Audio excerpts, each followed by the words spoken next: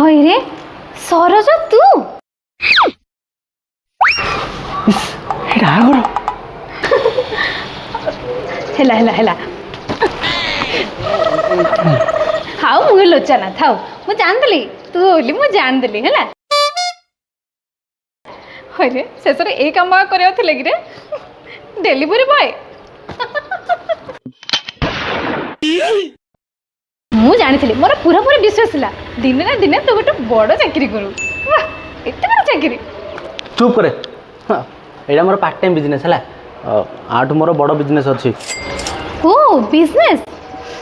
ବାପରେ ମୁଁ ତତେ ପିଲାବେଳୁ ଜାଣିଛି ପାଠଶାଠ ଯଦି ଟିକେ ଭଲ ପଢ଼ିଥାନ୍ତୁ ତାହେଲେ କେଉଁଠି ଏବେ ଗଭର୍ଣ୍ଣମେଣ୍ଟ ଜବ୍ ପାଇଥାନ୍ତୁ ଆଉ ତୋ ଅଣ୍ଡରରେ ତୋର ଭଳିଆ ଏମ୍ପ୍ଲୟ ମାନେ ଏବେ କାମ କରୁଥାନ୍ତେ ପାଠଶାଠ ତ କିଛି ହେଲାନି ଆଉ ଦେଖେ ତୁ ଯେମିତି ପାଠ ପଢ଼ୁଥିଲୁ ତାଠୁ ଗୋଟେ ବଡ଼ ଚାକିରିଟେ ମିଳିଛି ବୋଲି କହିଲେ ଚଳେ ତ ମମି ହେଲେ କେମିତି ଭାବିକି ମୋ ପାଖକୁ ତ ପ୍ରସ୍ତାବ ଆଣିଥିଲେ କେଜାଣି ଭାଗ୍ୟ ଭଲ ଥିଲା ମୁଁ ମନା କରିଦେଲି ନହେଲେ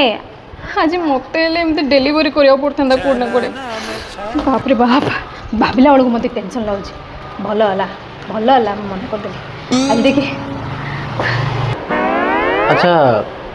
ଏଇଟା ତାହେଲେ ତୋ ଶାଶୁଘର ହଁ ଘରର ଶାନ ସକା ଦେଖି ତ ଜଣାପଡ଼ୁନି ମହାରାଣୀ ଭଳିଆ କରିକି ରଖିଛନ୍ତି ମୋତେ ଘରର କୁଟାଟେ ବି ଖଣ୍ଡ କରିବାକୁ ଦେଉନାହାନ୍ତି ବୁଝିଲୁ ଶୁଣେ ଡେଲି ମନ୍ଦିରକୁ ଯାଇକି ଦୀପ ଲଗାଉଥା ଏ ଚାକିରିଟା କେମିତି ରହୁ ନହେଲେ ତୋର ତ ଯେମିତିଆ ପାଠ ମୁଁ ଭାବିଥିଲି କେଉଁ ମନ୍ଦିର ଯାଇକି ଭିକ ମାଗୁଥିବୁ ବୋଲି ଶୁଣ ବେଶୀ କ'ଣ ହେଲା ମୋର ଗୋଟେ ଗଭର୍ଣ୍ଣମେଣ୍ଟ ପ୍ରିପାରେସନ୍ ଚାଲିଛି ବାସ୍ ଆଉ କିଛି ଦିନର ଅପେକ୍ଷା ତାପରେ ଦେଖିବୁ ମୁଁ ହେଲେ ଗୋଟେ ଗଭର୍ଣ୍ଣମେଣ୍ଟ ଅଫିସର ହେଇକି ଆସିବି ଏଇ ତମର ଏ ଘର ବାଟ ଦେଇକି ଯିବି ଦେଖିବୁ ହେଲା ଦେଖିବୁ ଆରେ ତୋର ଯେମିତିଆ ପାଠ ନା ତୋତେ ଏତିକି ଚାକିରି ମିଳିଛି ବହୁତ ବଡ଼ କଥା ଏକା ହେଲା ଦେଖୁ ର ଆଉ କିଛି ଦିନ ଅପେକ୍ଷା କରେ ଆଉ ଥରେ ଆସିବି ଏ ରୋଡ଼ ଦେଇକି ଯିବି ହେଲା ହଁ ଦେଖିଛି ମୁଁ ଦେଖିଛି କେତେ ଦେଖିଛି ରେ ତୋର ଭଳିଆ କେତେ ଦେଖିଛି ଦେଖିବୁ ରହିଥା ହଁ ଦେଖିଛି ରେ ପୁଅ ଦେଖିଛି କ'ଣ ଅଛି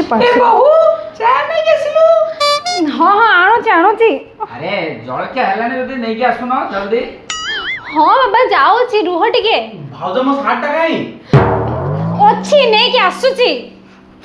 ତା ଆଗରେ ସିନା କହିଥିଲି ମୋ ମହାରାଣୀ ବୋଲି କିନ୍ତୁ ଏ ଘରେ ଚାକରାଣୀ ବି ହୀନ ଜୀବନ ହେଇଗଲାଣି ମୋର